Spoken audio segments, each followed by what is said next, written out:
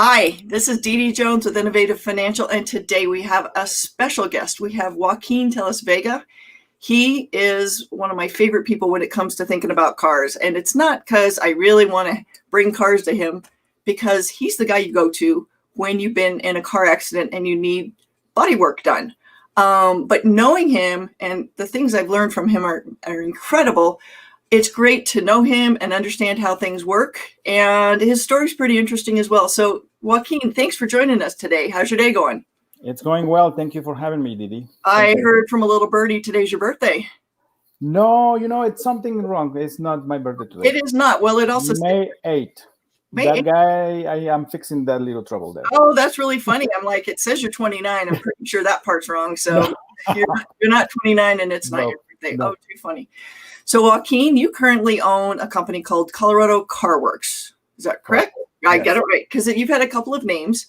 Yes. When I first met you, you were really into restoring antique cars, but you've made a big business change into the repair business. Tell me about how that change occurred.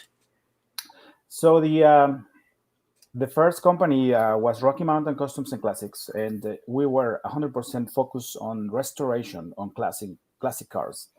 And we went about 2 years doing those repairs, and then the cash flow, the money was not really there. Yeah. And that was a big game changer for me to decide and go back to the basics, to the bread and butter, which is fender benders, insurance claims. And so basically that was the big change for us, for me to decide going back to the regular repairs. I'm getting the feeling that that's working out well for you. It is, yes, absolutely. Yeah. It is sad to say, because I love doing the classic restoration. But when you retire, you can go back to the toys. We are here for business, and when we came back to the regular repairs, we call it production repair. Yeah, it is where the money is really. Sure. But my experience with you is your prices are really reasonable, so you must be doing it right. It doesn't scare me off anymore. No, yeah, our prices are actually the rates for our market have not changed for the last 15 years. Oh, really? So, yes, and we are kind of ruled by the insurance companies, and but we try to be fair and transparent with all we do, and especially when it's a customer pay deal, we try to make it right. Yes. So walk me through what it's like to be one of your customers. So say somebody in my family got into a car accident, it's now banged up, and how do we find you? How does one anywhere find a good auto body repair shop? Say they're not in Denver, they're some other place. What do you do? What are you looking for? Well, I guess nowadays, if you Google or you go to the internet and trying to find a good repair facility, then that's one way to do it. Uh-huh. The other way to do it is to call your agent and your insurance, and they many times will recommend good shops to do the repairs. Oh, okay. Yes, and many people call their friends, or if it's a young girl or boy, they call their parents. What do I do? Yeah. And for us, most of the people that come to us is by word of mouth. Yeah. And we have a good presence in the internet, and our reviews are good. So that's the way they find us. Okay.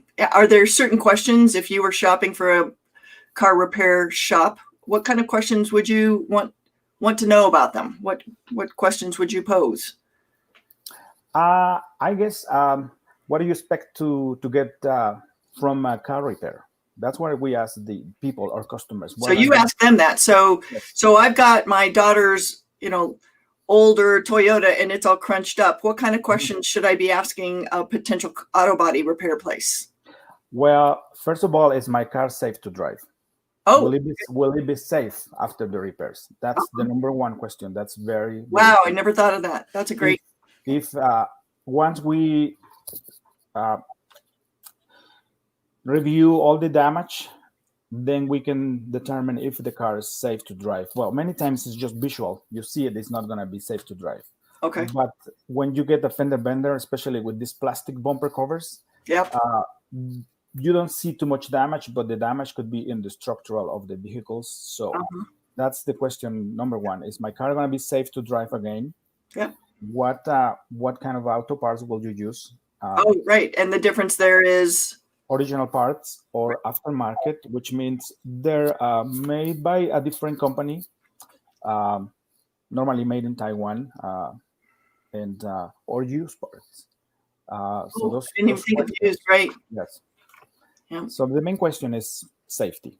Safety. Yeah, that makes Yes, sense. yes.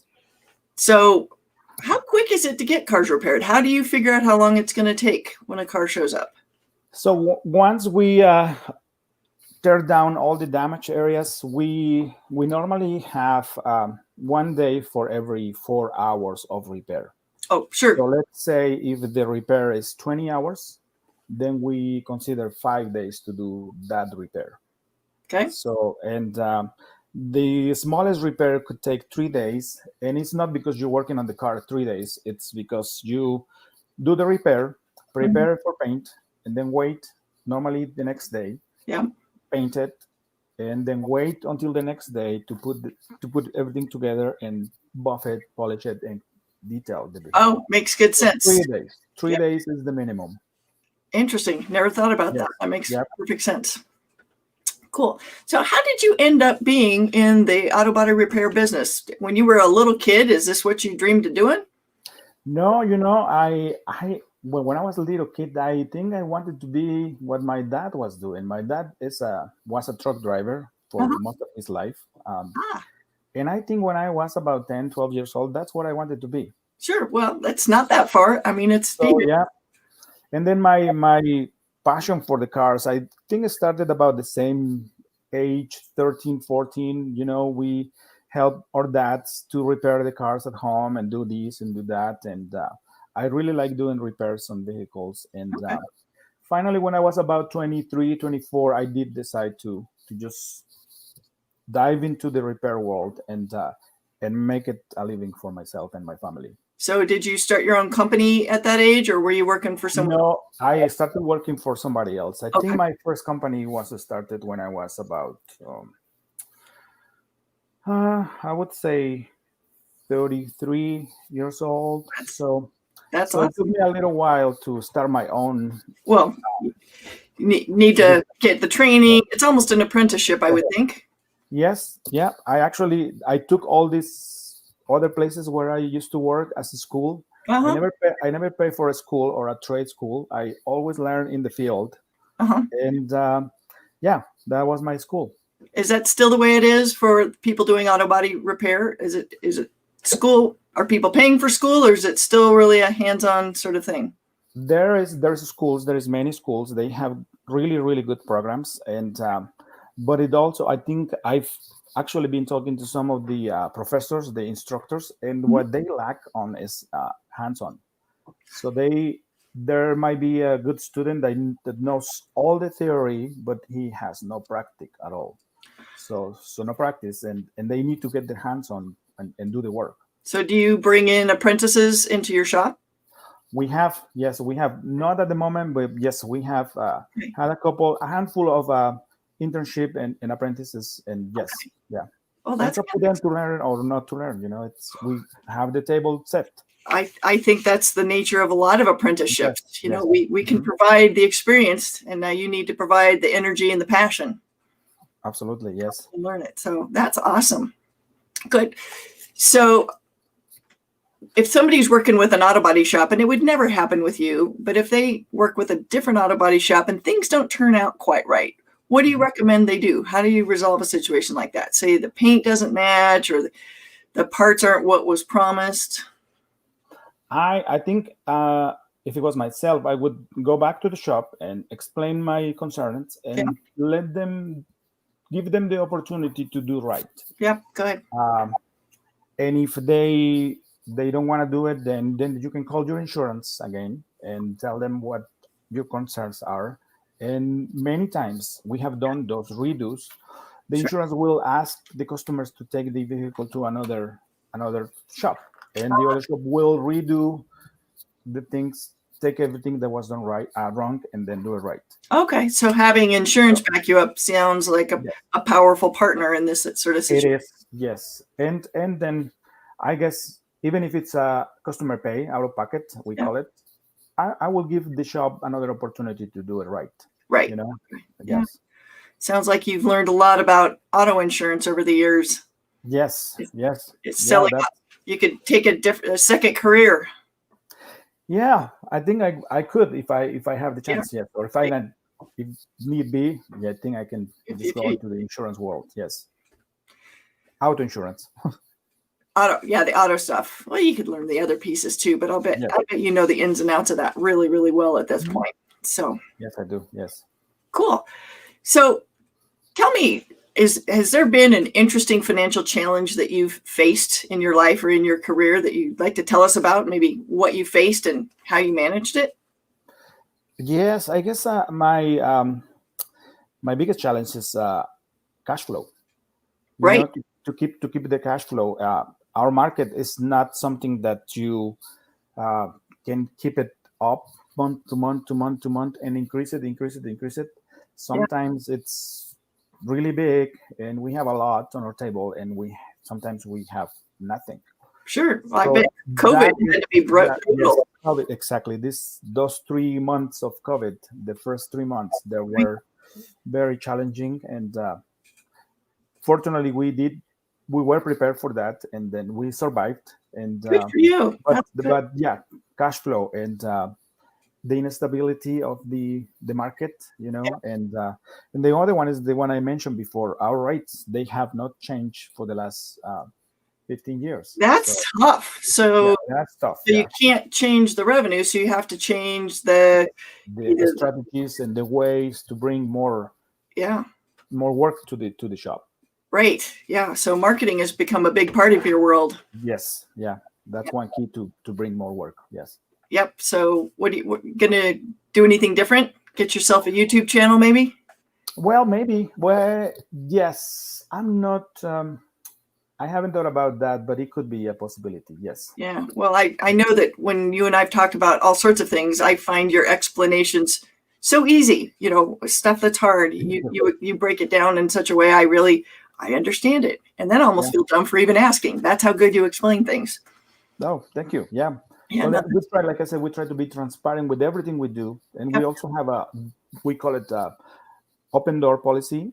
Yeah. Every of the customers can come at any time with no calling, nothing. They just come and see how we are doing the repairs. And so that's part of our transparency. And I think that's what makes us different from others. So I get it. And your staff is amazing. I always enjoy dealing with them. Jen at the desk is without compare. She's a jewel. Thank you. Yeah. Yep. I'll pass that along. Yeah. Thank you. So what do you see in the future for you?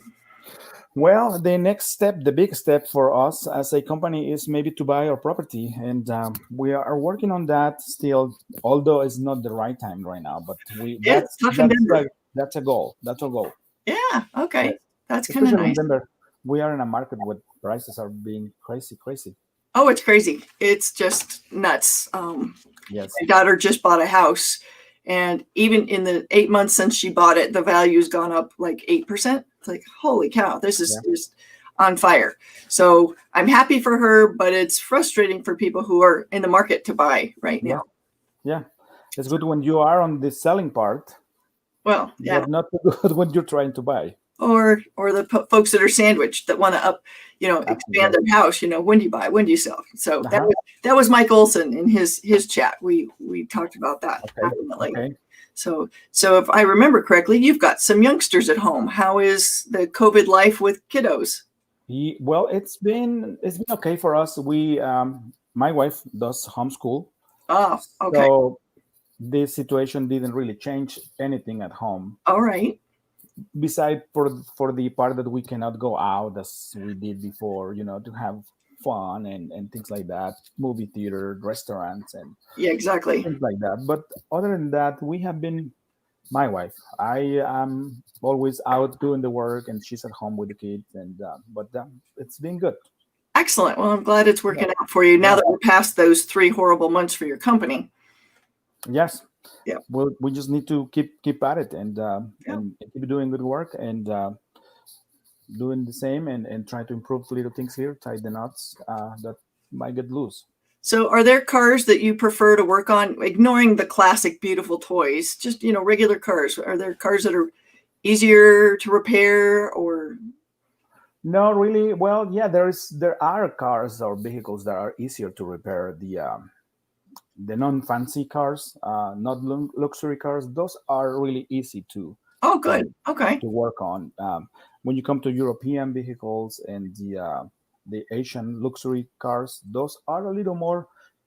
There's more labor involved. It might be the same repair, but there is a lot more panels, a lot more labor Sure. to get to the actual damage. Oh, that makes perfect sense. Yeah. Yes. Something to consider. That's probably why they cost more to repair. Everything costs more. Yes, there's more labor involved. The parts are more expensive, and yep, that's what changes. Very cool. So I invited you to bring a question for me today. What try and stump me? No, you don't have to stump me. What kind of financial question might you have these days? I guess one question I would have is, what do you see? What as a financial advisor, what do you see in the next 12 months, for example? What do you think is happening? That's a great question. It's a crystal ball question. Hmm. No, none of us have a great crystal ball, but there are a few things that I feel pretty confident about. First of all, we'll elect a new president. Which one, I don't know, but we'll have one. And like every election cycle, there's a lot of stock market volatility around elections. Again, doesn't matter who gets elected, it's going to be volatile. So those are things I'm pretty confident will happen. And the other thing is, no matter who's elected come next year, companies are still going to be running. The economy is still going to be humming along. There's going to be discussions. Busy day, got to take the business. There'll be discussions of tax changes, again, no matter who gets elected. So these are things we know are going to happen. So even though it's going to cause uncertainty and angst, it's stuff we can work around. But long term, I think we're set to be very productive going forward.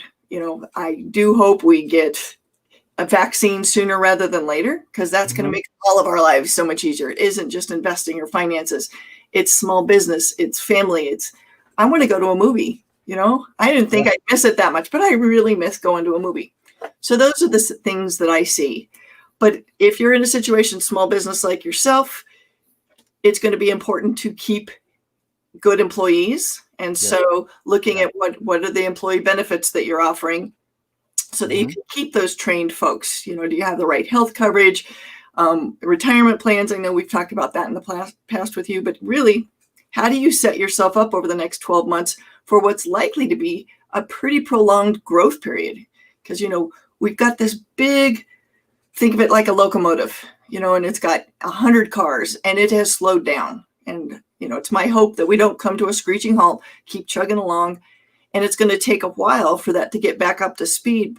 But I think that growth ramp is really going to be on the side of small business and really our economy as a whole. So I'm generally very, very hopeful, regardless of the political winds as they're blowing. So does that help you? That was a pretty... Makes sense. Yeah, no, makes sense. It's clear. It's well explained. Thank you. Yeah, yes. I am not afraid. I think humans are resourceful and tenacious and really generally smart. And it's our goal to make it all work out for ourselves, which generally is going to work and bring, all the ships will rise. So that's what I'm looking forward to. Yeah, I'm not afraid either. No, I'm sure your little business, I've enjoyed watching it grow over the years. I shouldn't say little, but it's really evolved into quite an amazing operation. Well, it isn't little. How many folks do you have on staff these days? We have five. So we are all together 5 with myself. So 3 techs and the office manager, Jenica, and myself. So we are 5. And you guys are working on as many as a dozen cars at a time, if I recall correctly. Yes. Yeah. We have about 10 to 15 vehicles at every given weekday. Yes. Yeah. So you have the ability to focus and give each one really great attention. It's not 100 cars at a time. No. And just really do a fine job. Yes, that's our goal. to do good, do it one time, and Yeah, don't redo it. That's what we don't want. exactly.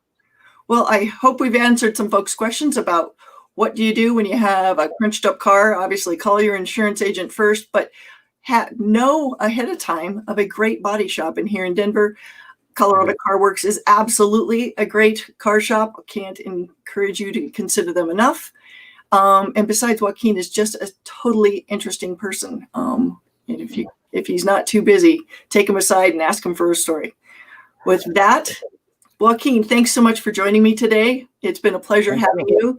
And for those of you joining us, thanks for having us in your lives. Be sure to like, follow, subscribe, depending on where you see us. We are here Fridays talking to interesting folks and learning more about their businesses and how they can help you. Have a wonderful weekend. Thanks. Thank you. Thank you for having me.